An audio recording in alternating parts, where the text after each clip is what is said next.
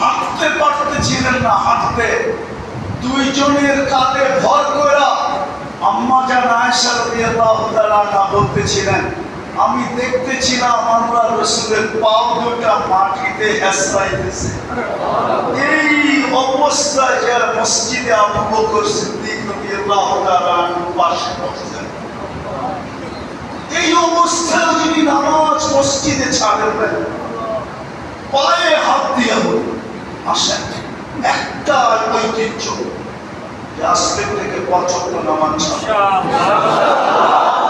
পাক্কা, ভালো মতে বলে দুই হাত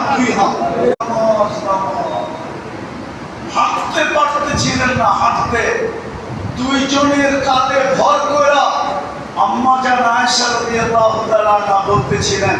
আমি দেখতেছিলাম আল্লাহ রাসূলের পাও দুটো মাটিতে হেসরাইতেছে।